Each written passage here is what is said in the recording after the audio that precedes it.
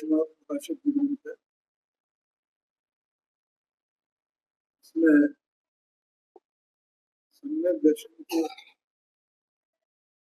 जो 4 लक्षण हैं अथवा तो सम्यक दर्शन की जो 4 परिभाषाएं हैं उनमें सब में आपस में किस प्रकार से समन्वय है इसकी चर्चा के उपरांत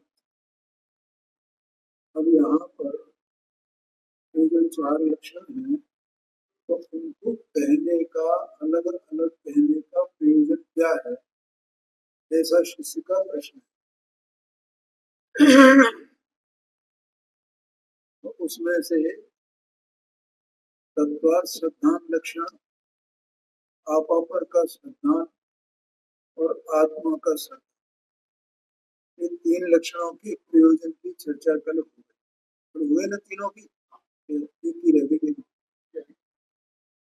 योगी हुई है तो 3 की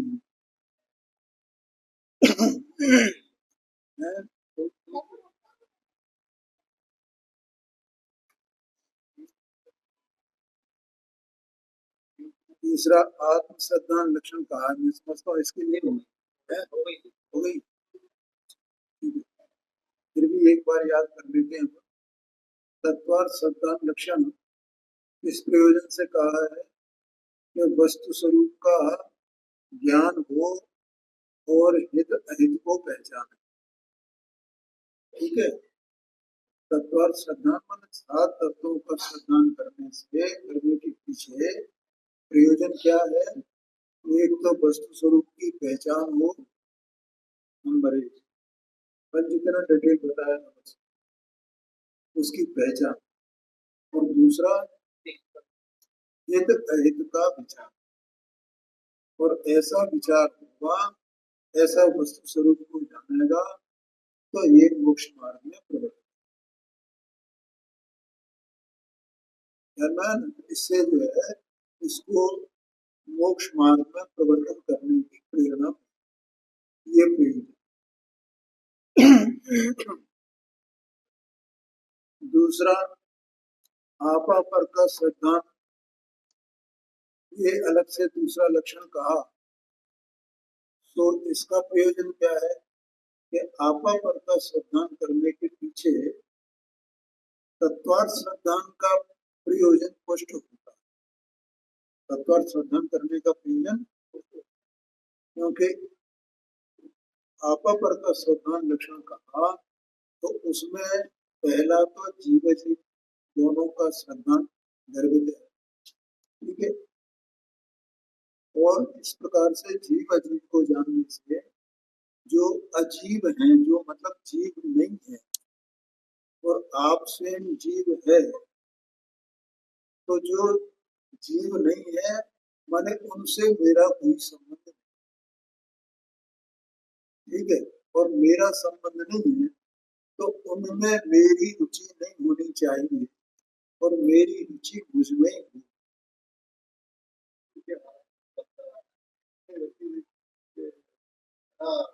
ठीक है, और उनमें रुचि नहीं माना उनमें उदासीन, उनमें उदासीनता का मतलब है उनमें रागद्वेष करने का त्याग।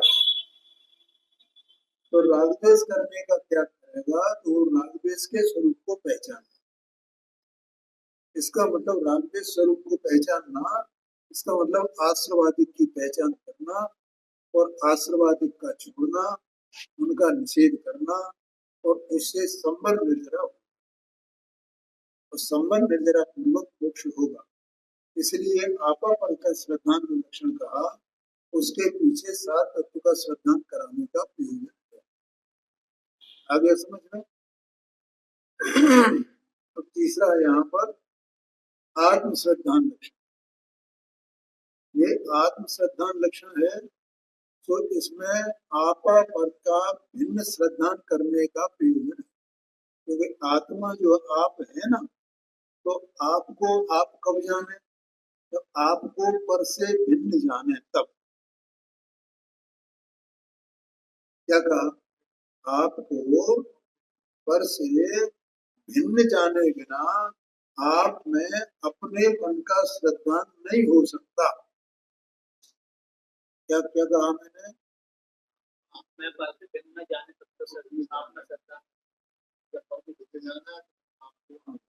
हाँ, आत्मा का श्रद्धा करना है ना, आत्मा का श्रद्धा। तो आत्मा का श्रद्धा कैसे करेगा, कि जो अनात्मा है, आत्मा नहीं है, उनसे भिन्न जानेगा तभी तो आत्मा का श्रद्धा होगा ना।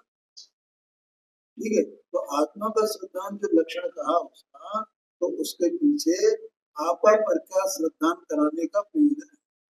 और आपा पर का श्रद्धा कराने का जो प्रयोजन है, तो आपा पर के श्रद्धा में सात तत्वों का श्रद्धा जो ऊपर बता दिया, वो प्रयोजन कर देते। तो इस प्रकार से यहाँ इतना कहा कि आपा पर के भिन्न श्रद्धा का प्रयोजन इतना ही है कि आपको आप जानना। आपको आप जानने पर क्या होता है कि पर का भी विकल्प कार्यकारी नहीं। कब, जब आपको आप जाने तब पर का विकल्प भी कार्यकारी नहीं है। तो इसका मतलब आपको आप जान, फिर पर का विकल्प नहीं रहा। इसका नाम आत्मा का श्रद्धा था, जहाँ पर का विकल्प नहीं रहे और आपकी पहचान हो जाए, अपने में अपनापन आ जाए, इसका नाम आत्म श्रद्धा है। और यही सम्यक दर्शन है, इसलिए इसको सम्यक दर्शन का लक्षण कहा। ऐसे मूलभूत प्रयोजन की प्रधानता जानकर, ये मूलभूत प्रयोजन, इसकी प्रधानता जानकर आत्म श्रद्धा को मुख्य लक्षण कहा। यहाँ पे जब इसमें तीसरा जो लक्षण है ना, कौन सा, आत्म श्रद्धा लक्षण, इसमें दो बात है। पहली बात, आत्मा का वो आपा पर का श्रद्धा कराने का प्रयोजन, और दूसरी बात, आत्मा को जानने पर का विकल्प न रहे, तो वो आत्मा का श्रद्धा सच्चा घटित हो, वो लक्षण। ठीक, ये आशय है। क्योंकि ऐसा लगता है ना कि आपा पर के श्रद्धा में और आत्मा के श्रद्धा में, आपा पर के श्रद्धा में और आत्मा की श्रद्धा में क्या अंतर, क्या अंतर, ये अंतर कोई नहीं है। आत्मा का श्रद्धा माने वहां पर का विकल्प नहीं होना बस, लेकिन पर को पर जाने बिना आत्मा का श्रद्धा होता नहीं। और आत्मा का श्रद्धा हो जाता तो मुख्य बात क्या है, क्यों का कहा गया उसको आत्मा का श्रद्धा लक्षण, मैंने पर संबंधी विकल्प नहीं बस, और पर को पर जाने बिना आत्मा का श्रद्धा नहीं होता नहीं। तो दोनों बातें इसमें आ गई ना। और मूलभूत प्रयोजन ये है, इस प्रकार से आत्म श्रद्धा को मुख्य लक्षण का। अब चौथा लक्षण, जहां देव गुरु धर्म का श्रद्धान लक्षण कहा है, वहां बाह्य साधन की प्रधानता की। देखो कल अपन ने एक बात कही कि ये अपन यहाँ आते हैं, तो अपन यहाँ जो भी क्रियाकलाप करते हैं, उसमें ये स्वाध्याय करना भी योग क्रियाकलापों में शामिल, ठीक है।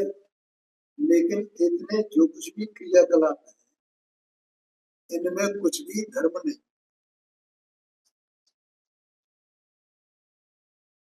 बोलो समझ में आया, तो फिर ये क्रियाकलाप क्यों करते हैं, फिर ये मंदिर क्या है, फिर ये जिनेन्द्र देव क्या है, फिर ये शास्त्र क्या है, फिर इनका ये अध्ययन करना क्या है, ये सुनना पढ़ना पढ़ाना ये क्या है, ये सब साधन है।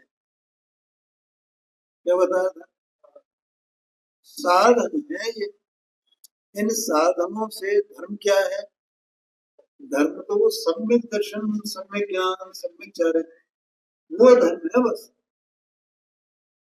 है। और इसका उदाहरण मैंने कहा, इसी में कौन सा उदाहरण दिया था? किचन का। उसमें सारी सामग्री है कि नहीं? वहाँ तो आटा भी रखा है, मसाले भी रखे हैं, पानी भी रखा है, सिलेंडर भी रखा है? सब सब तैयार है। लेकिन वो भोजन है क्या? उनके बिना भोजन बनेगा नहीं, और वे स्वयं भोजन है नहीं। तो हम न तो उनकी उपेक्षा कर सकते हैं सर्वथा है, क्योंकि उनके बिना भोजन होगा ही नहीं, और उन्हें हम भोजन मान भी नहीं सकते हैं कि नहीं साहब यही भोजन है, यही भोजन है, मान सकते हैं?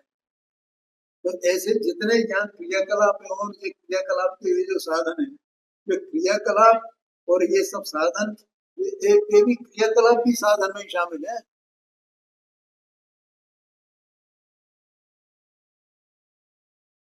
बोलो, समझ में आया? तो हम इनकी उपेक्षा कर सकते हैं? न हम इनकी उपेक्षा कर सकते हैं, और न इनको धर्म मान सकते। इन क्रियाकलापों को, कलापों को भी हम धर्म नहीं मान सकते।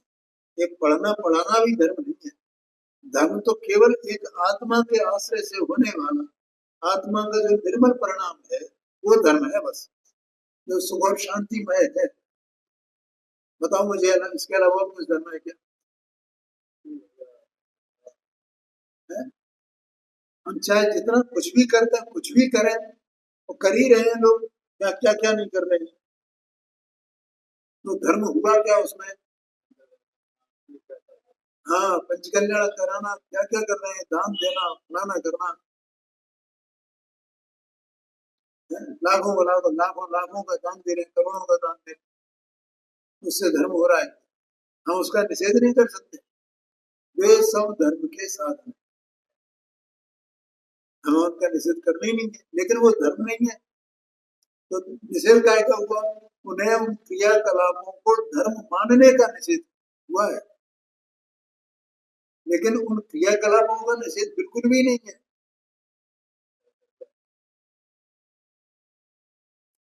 आया कि नहीं आया? 327 पेज पर। तो ऐसे जो देव गुरु धर्म, ये क्या है? ये सब साधन है, एक। और साधन की अपेक्षा से इनको ये सम्यक दर्शन में कारण है, साधन है ना, कारण है ना, बाह्य साधन है। इसीलिए कारण में कार्य का उपचार करके कारण को भी कार्य कह दिया, कार्य जैसा कह दिया। धर्म का कारण होने से जिसको धर्म की प्राप्ति हुई, तो धर्म का कारण है। तो इनके श्रद्धा को भी, इनकी मान्यता को भी, इनके प्रति बहुमान को, इनके प्रति विनय को, इनके प्रति जो भक्ति है, उसको धर्म कह दिया। और वो सब विकल्प रूप है। इनका बहुमान, इनकी भक्ति, इनकी विनय, ये सब क्या है? विकल्प रूप है ना। और वो विकल्प अगर नहीं होगा तो सम्यक दर्शन होगा? तो भी सम्यक दर्शन नहीं होगा। तो वो विकल्प भी साधन में ही आया है, और उन विकल्पों के साधन देवगुरु धर्म है, ऐसा परस्पर है ना। इसलिए देवगुरु धर्म का श्रद्धान माने उनकी विनय, उनकी भक्ति ये है।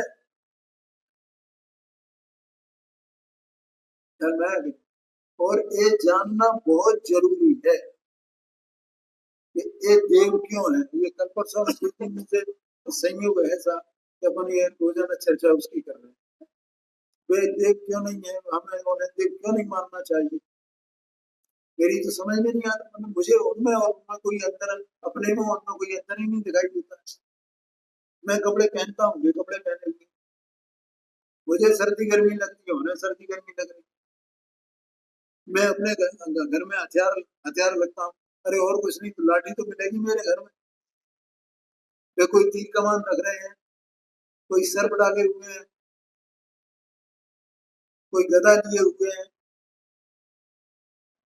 एक वाहनों की सवारी कर रहे हैं, कोई चूहे की सवारी कर रहा है, कोई वो हंस पे बैठा हुआ है, कोई किसी पे सवारी कर रहा है।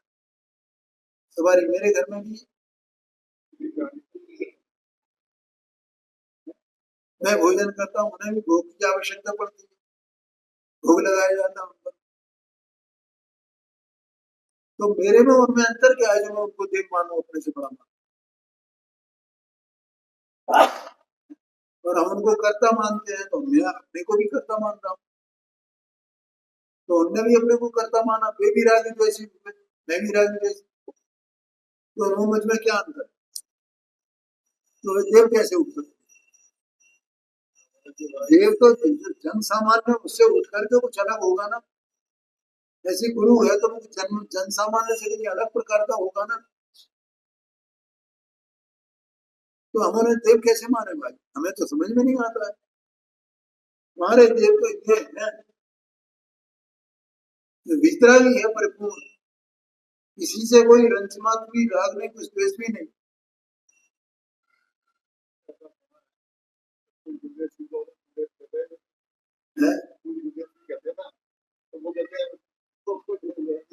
हाँ, देव शास्त्र गुरु वाले गुरु नहीं है भाई। गुरुदेव, इसमें गुरु कहने में क्या है?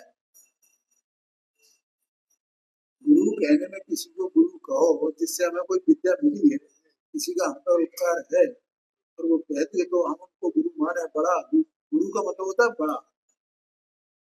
गुरु का असली अर्थ है बड़ा। तो वे बड़े हैं हमसे, ज्ञान में बड़े हैं, हमसे आचरण में भी बड़े। क्यों? हमारा वैसा आचरण नहीं है ना जैसा उनका आचरण है। इसलिए हमसे बड़े हैं और हमें उनसे बहुत कुछ मिला है, तो उनके प्रति बहुमान हमारा आएगा कि नहीं आएगा? अरे पंडित है, किसी दो कौड़ी का, इसकी कोई कीमत नहीं है, कोई पूछने वाला नहीं है। आप लोग इसका इतना बहुमान करते हो, तो हम सबको उनका बहुमान आता है, इसमें कौन सी बड़ी बात है?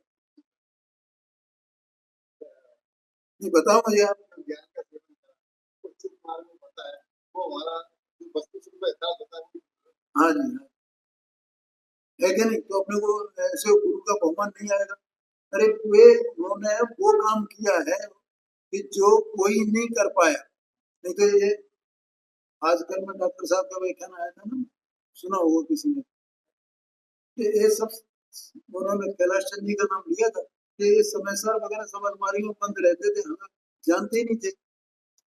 और फिर खुद तो कई डिग्रियां ले ली थी उनने, और इतने मान्य विद्वान थे कैलाश चंद जी, है? लेकिन भाई इस समयसार का इसमें क्या मर्म है इसका हमें पता ही नहीं था।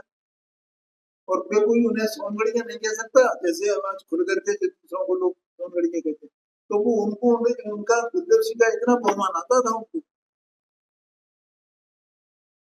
लेकिन कभी उन्होंने कोई पक्ष किसी का नहीं लिया,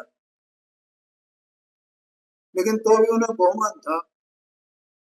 और उन्हें इस बात का बहुत खेद था कि एक व्यक्ति जो श्वेतांबर पक्ष छोड़ करके और दिगंबर बना है, और ये जो सौराष्ट्र में, गुजरात में, वो ये एक दिगंबर जैन मंदिर देखने को नहीं मिलता था। वहां पूरी लाइन लगा दी, 35-40 मंदिर बनवाए, बने, और उनके पंचकल्याण हुए, उसमें हरेक में गुरुदेव सिंह गए। इतने इतने इतना धर्म परिवर्तन किया लोगों ने, इतना मतलब तूफान जैसा चला है। और उस व्यक्ति को तो तुम लोग कहते हो कि ये श्वेतांबर है, ये श्वेतांबर है, ये गलत बात करता है, गलत बात करता है। ऐसा उन्हें बहुत खेद होता था इस बात का। और उन्होंने अपने अंतिम समय में ये लिखा है कि भैया मुझे खेद है कि मैं इतना जीवन मैंने निर्माणी की सेवा में लगाया, तो मुझे सम्यक दर्शन नहीं हुआ, इसका मुझे खेद है। ये खुद उन्होंने स्वीकार किया, देखो इतना बड़ा विद्वान है जी। हाँ जी, हाँ, कैलाश चंद सिद्धांत शास्त्री बहुत बहुत, मतलब मैं उनका बहुत मुरीद हूँ, यह समझना। इतना मुझे बहुमान आता है उनका कैलाश चंद जी।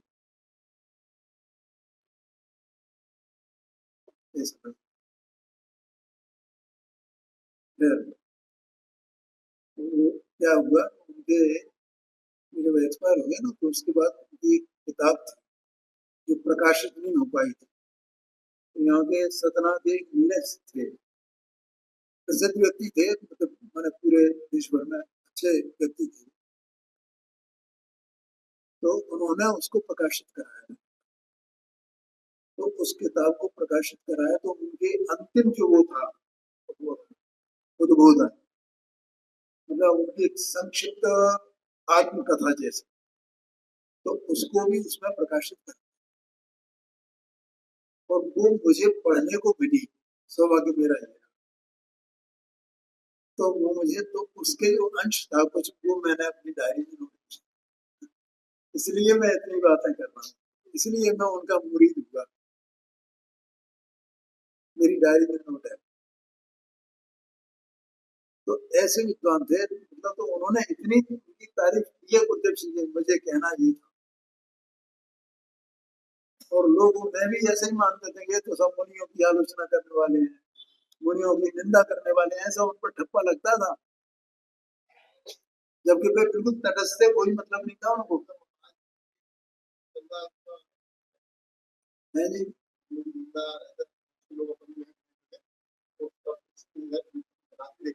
अब वो क्या करो, कोई जो कुछ, सब जीवों के अपने अपने स्वतंत्र परिणाम है ना, अब हम तो ये सब जानने वाले हैं ना, तो हमें कोई परेशानी नहीं है उसमें।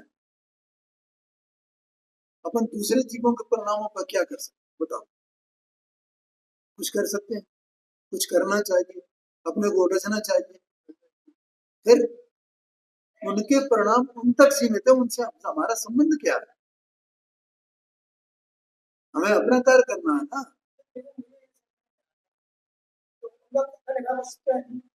है जी। नहीं कुछ नहीं, कुछ नहीं, बिल्कुल बिल्कुल। हाँ हाँ जी, हाँ जी,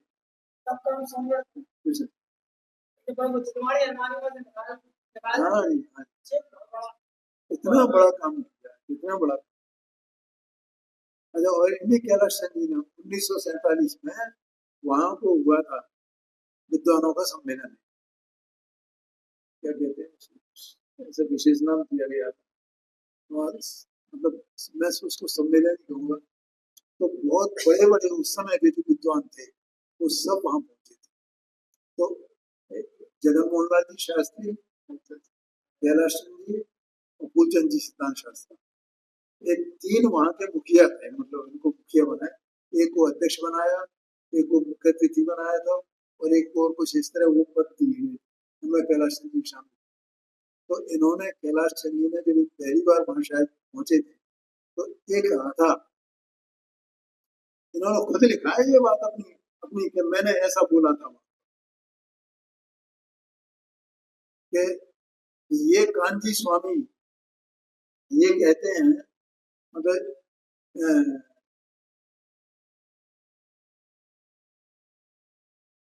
एक केवल समय सार पे व्याख्यान करते हैं, तो और क्या, और दूसरे ग्रंथ नहीं है क्या? इस समय सार को क्यों प्रधानता देते, और क्या केवल एक कुंद कुंद आचार्य ही आचार्य है और आचार्य नहीं है? ऐसा इन्होंने वहां स्टेज पे बोला था, और उन्हें पता नहीं था कि आगे क्या होने वाला। गुरुदेव सिंह ने अपने जीवन में 35 से ज्यादा ग्रंथों पर व्याख्यान किया है, ये समझ लो। पद्मनंदी पंचमी शत का कैसे ग्रंथ, और अध्ययन तो हजारों का किया होगा उन्होंने। कोई कैसे कभी कोई प्रश्न लेकर के जाता था, कोई गुरुदेव सिंह ने कोई बात कही, वो बात कही, और उस पर से कोई गया तो साहब उसमें तो ग्रंथ में ऐसा लिखा है, आपने ऐसा बोला है। तो गुरुदेव सिंह क्या कहते, हाँ ठीक है, हजारों ग्रंथ और देखे हम, ऐसा कहते थे। कि तुम क्या समझते हो, हमने हमें हमें खबर नहीं है इस बात की कि वहां फलानी जगह ऐसी बात कही गई, ऐसा कहते थे। हमने, हमें खबर है, बधी खबर छे, ऐसा बोलिए, बधी खबर छे माने हमें सब खबर है।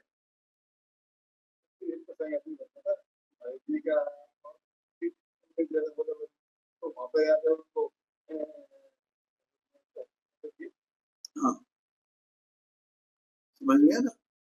तो ऐसा उनका मतलब वो था। और ये श्वेतांबर से दिगंबर है तो श्वेतांबर है, श्वेतांबर इस तरह जो उनका वो किया।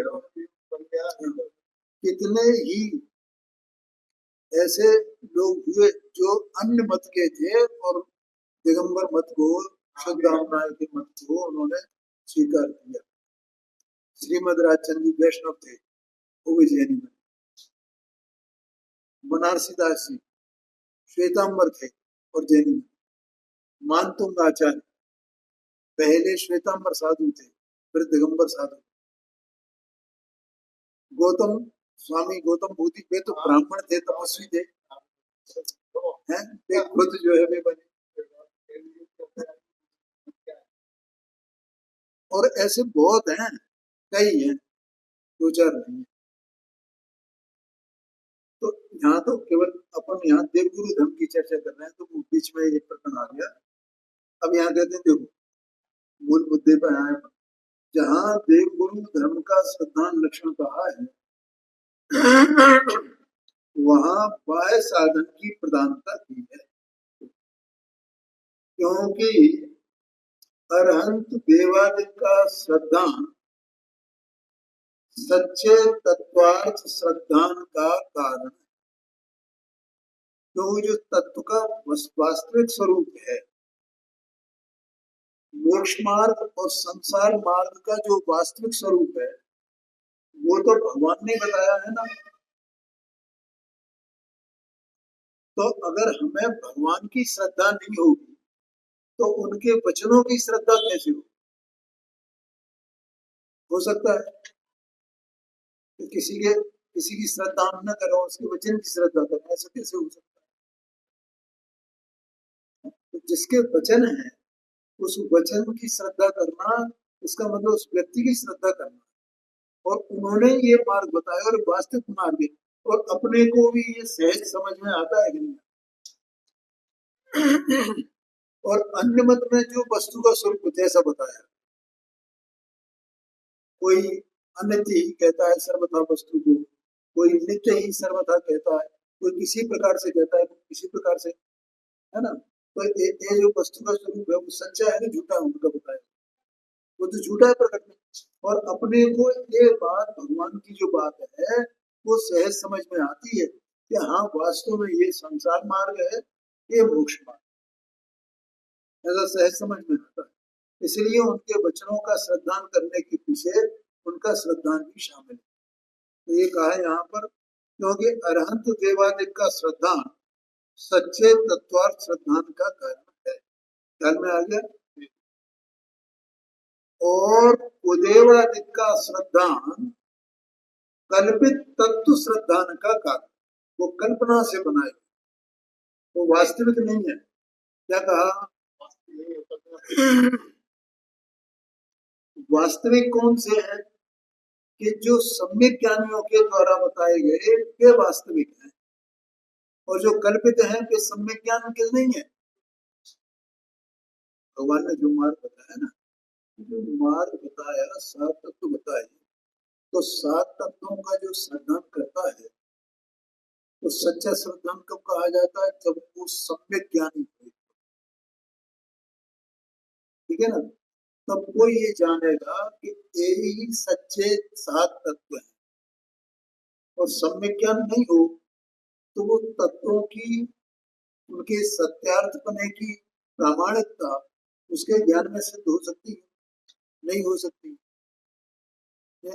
इसका मतलब ये हुआ कि जहाँ सम्यक ज्ञान सम्यक दर्शन की चर्चा ही नहीं है और फिर भी उन्होंने उनको तत्वों को कहा है, तो वे तो कल्पित हो गए ना, बिना ज्ञान के रहे ना वे तो। ये कहना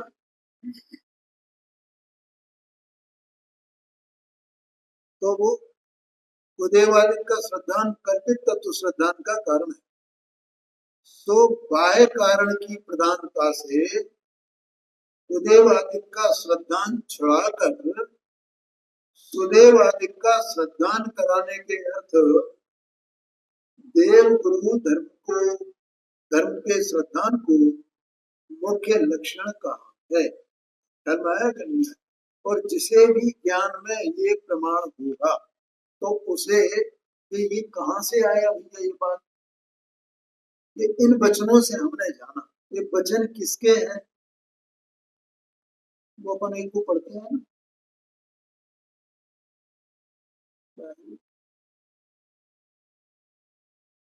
श्रीमद जी का है। हाँ हाँ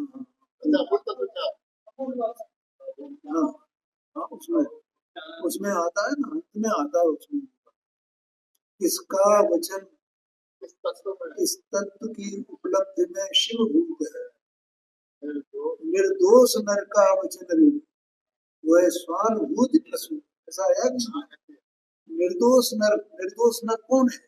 जो अरहंत परमात्मा है वे निर्दोष नर है, क्योंकि वे परिपूर्ण वितरागी है। तो उन्होंने जो कुछ भी बताया है वस्तु का स्वरूप, वो बिना पक्षपात के, बिना कल्पना के बताया है। उन्हें कोई कल्पना थी तो वहां विकल्प ही नहीं था, यहाँ विकल्प ही नहीं है, विकल्प रहित ज्ञान है, केवल ज्ञान। वहां केवल ज्ञान में जैसा वस्तु स्वरूप जाना है, बब्बू जीवों के भाग्य से वो दिव्य ध्वनि थी और उससे वो वस्तु स्वरूप वो जानने में आए, वो आ गया ना समझ में? तो इसलिए जिस नर का वचन, जिस निर्दोष नर का वो वचन है, उस निर्दोष नर के प्रति अर्थात अनंत परमात्मा के प्रति श्रद्धा नहीं हो, ऐसा नहीं हो सकता। ये अपन देखते नहीं हैं। जैसे मैं यहाँ से बोल रहा हूँ, मैं बता रहा हूँ, तो आपको समझ में आता है, तो आपको बहुमान आता है कि नहीं? आता ही सहज में ही। ये बात हमारी समझ में नहीं आई, इन्होंने समझा दिया, इन्होंने बता दिया, तो उनका बहुमान क्यों नहीं आएगा? वे हमारे मूल हैं। किसने बोला था मेरे तो साहब, ये बात तो हमें समझ में आती है, लेकिन भगवान का बहुमान नहीं आता है, भगवान का बहुमान हमें,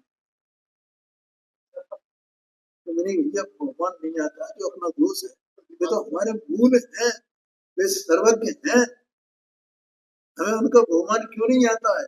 हमें इसका मतलब हमें सर्वज्ञता की महिमा नहीं है, देव की महिमा कहो या सर्वज्ञता की महिमा कहो या अरहंत परमात्मा की महिमा कहो, ये कई बात है, उन्हें मूल लगने चाहिए।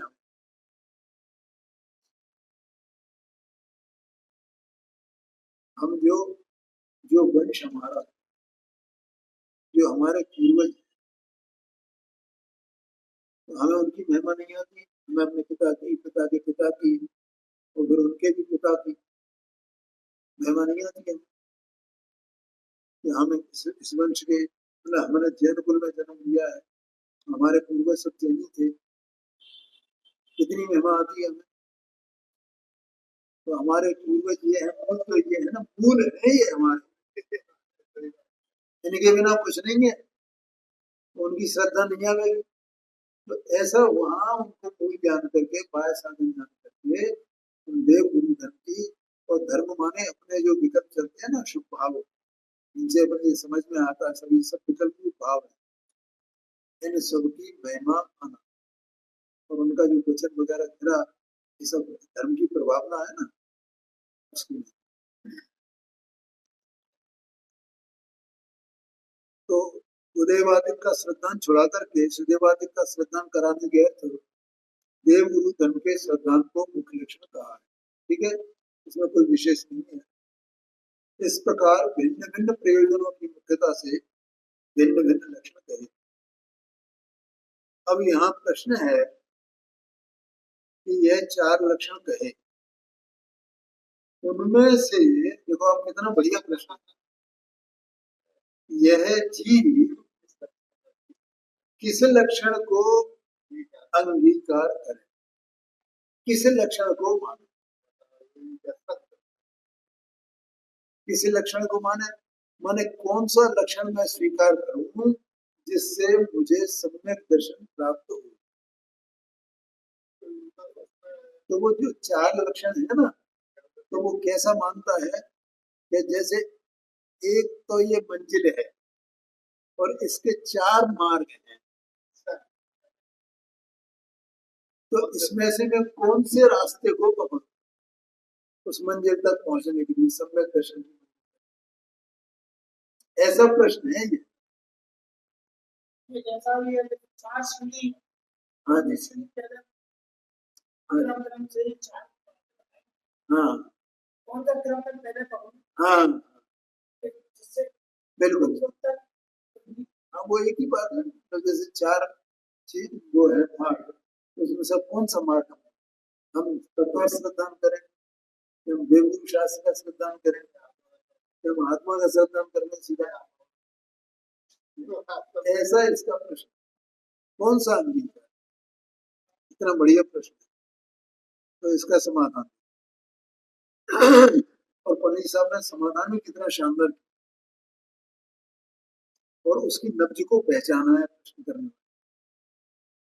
मिथ्यात्व कर्म के उपशमादिक होने पर विपरीत अभिनिवेश का अभाव होता है। वो सम्यक दर्शन की परिभाषा दे दी।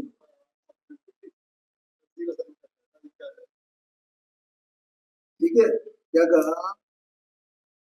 मिथ्यात्व कर्म के उपशमान माने दर्शन मोहनी जो कर्म है उसका उपशम होने क्या है? ये एक प्रश्न किसका है? जो जी प्रयत्न कर रहा है, स्वाध्याय, ठीक है, अभ्यास कर रहा है तत्व निर्णय, उसका ये प्रश्न। पंडित जी साहब ने इसमें 260 के इस पर एक बात लिखी थी।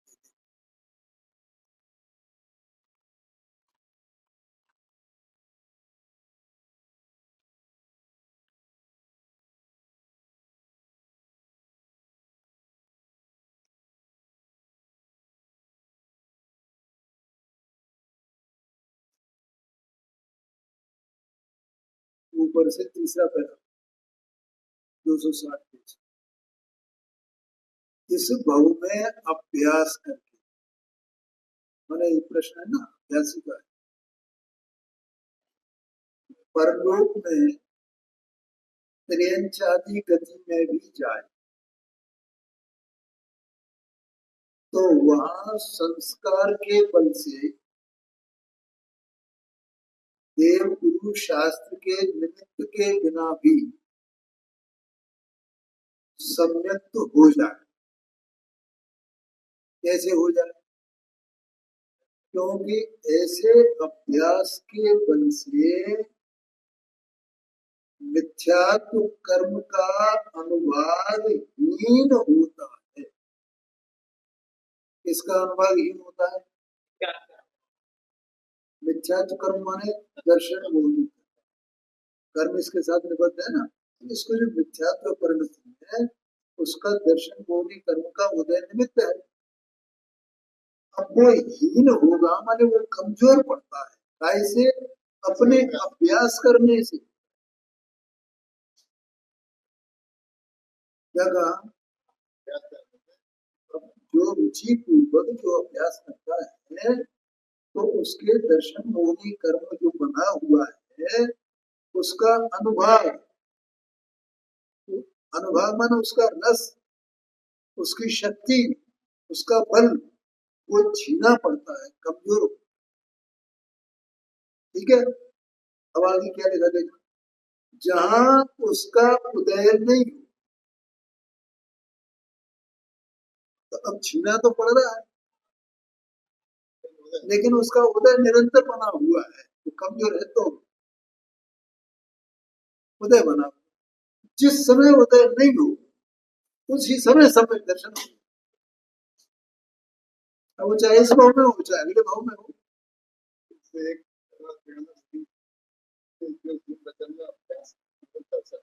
हाँ, ये भला है, ये अपने को पता नहीं चलता लेकिन वो अंदर में चल रहा है भाई। और इसलिए हमको ये मार्ग नहीं छोड़ना चाहिए। अरे एक बार वो आचार्य में हाँ, अरे कथमपि प्रत्वा तत्व कौतूहलीसन्, इसका मतलब क्या है पता? अरे तू एक बार कौतूहल से सही ना, एक बार मैं देखना चाहता हूँ इस समय तो है क्या, ये बहुत समुद्र की बड़ी शांति आ जाती है, बड़ा सुख हो जाता है और निरालंबपना होता है, एकदम मस्त हो जाता है जी। ऐसा ऐसा ऐसा एक बार मैं देखूं तो सही, ऐसा होता है कि नहीं होता? ये है मतलब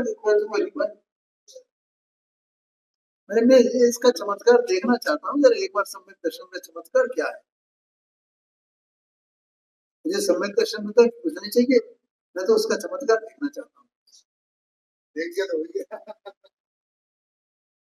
हैं? तो यहाँ अब वो बात कही देखो यहाँ पे कि मिथ्यात्व कर्म के उपशमादि होने, माने उसका उदय ज्ञान नहीं है, तो वहाँ उपशम क्षय क्षोभम कुछ ना कुछ तो हुआ है ना।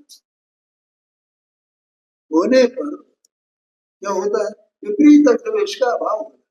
बस क्या हुआ, तो विपरीत प्रवेश कहाँ बैठा हुआ है, परिणति में बैठा हुआ, उसका अभाव हो गया, एकदम झक्काटा हो गया।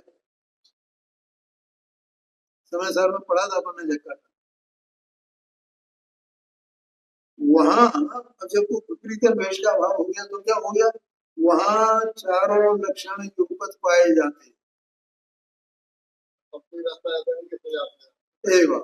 अब कौन से रास्ते चल रहा है, बात ही खत्म, तो अपने आप ही होएगा। हाँ तो चारों लक्षण ही पाए जाते हैं। है?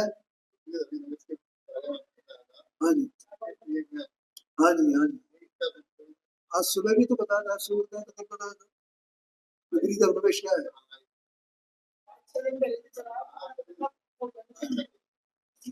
कल शाम को बताया।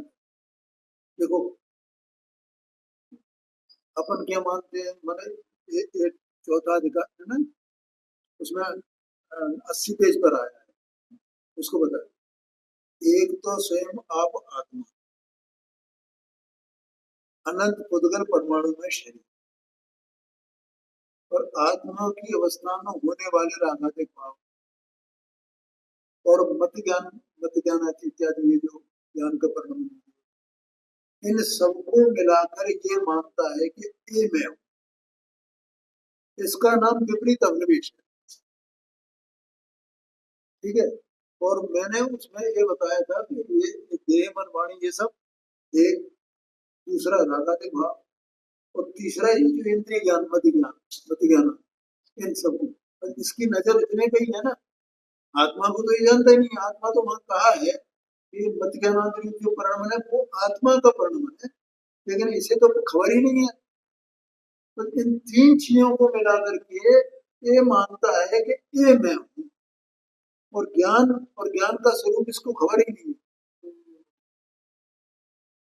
तो इन तीन को ही माना ना इसने, ये मैं, इसका नाम विपरीत प्रवेश है। ये है, ये तीन मिलाकर इसका अस्तित्व है क्या, ये जो अपने को मानता है कि ये मैं हूँ, ये मैं हूँ, ये मैं हूँ, इसी का नाम तो विपरीत प्रवेश है। और क्या है,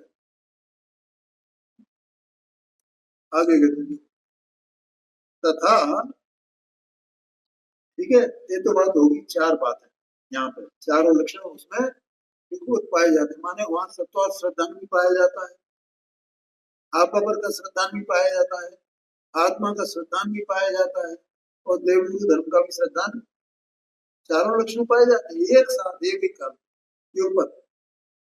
तथा विचार अपेक्षा मुख्य रूप से तत्वार्थों का विचार करता है। अब विचार अपेक्षा से क्या क्या दशा होती है, ये परिणति में चल रहा है। वो श्रद्धान अपेक्षा से तो चारों पाए जाते हैं, चारों लक्षण हमारे श्रद्धान में गर्भित है। यहाँ सम्यक दर्शन हुआ तो उसमें ये चारों लक्षण गर्भित है, ठीक है, लेकिन विचार अपेक्षा से क्या कह रहे हैं, तो विचार अपेक्षा मुख्य रूप से तत्वार्थों का विचार करता है, सात तत्व संबंध। ये अपन कभी चर्चा चर्चा अपन करते रहते हैं तत्व। दूसरा, या आपा पर का वेद विज्ञान करता है, दो दो, दो सत्स्वरूप वस्तु है, दो सत्स्वरूप वस्तु है, और कभी रागादिक का स्वरूप विचार करे, रागादिक मेरा स्वरूप, रागादिक कुछ होना है, इसकी हीनता हो, ऐसा ऐसा विचार, इस 7 तत्वों के विचार में आते हैं। मोक्ष है वो परिपूर्णता, तो आप अपर का भेद विज्ञान करता है या आत्म स्वरूप का ही स्मरण करता है। मैं केवल त्रिकाली स्वभाव, चेतना चेतना ऐसा अकेला परिपूर्ण सहज निरालंब अकेली वस्तु, अनादि अनंत अनादि अनादि, ऐसा उसका स्मरण करता। ठीक है, तो ये 4 बातें 3 बातें हो गई ना। ये पहली बात क्या, तत्वार्थों का विचार करता है, आप अपर का भेद ज्ञान करता है, अथवा आत्मा का आत्म स्वरूप का स्मरण करता है, या देवादिक का स्वरूप विचारता है। ध्यान में है ना। इस प्रकार ज्ञान में तो नाना प्रकार विचार होते हैं, परंतु श्रद्धान में सर्वत्र माने चारों, सर्वत्र माने 4 बातें जो देंगी ना, इस प्रकार से विचार कुछ भी चले, सर्वत्र हर दशा में परस्पर सापेक्षपना पाया जाता है। तत्व श्रद्धान करे तो भी अपर का श्रद्धान मान लक्षण मौजूद है, तत्वार्थों को विचार करे ना तो भी अपर का श्रद्धान मौजूद है क्या? आत्मा के स्वरूप को भूला है क्या? नहीं भूला। देवगुरु शास्त्र के बहुमान को छोड़ सकता है क्या?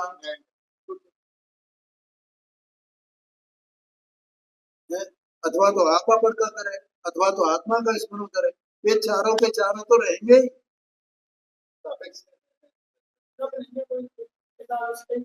हाँ, ये उसमें कहीं कोई आग्रह है ही नहीं, कोई आग्रह नहीं है। वो तो गर्भित है ना उसमें श्रद्धा में भाई, का कार्य कुछ भी करो, वो कार्य तो परिणति अपनी तत्समय की योग्यता अनुसार तो कुछ भी होने योग्य है, वो हो रही है, तो उसके श्रद्धा में पड़े हुआ है ना सब ये चीजें, ऐसा समझ हो गया।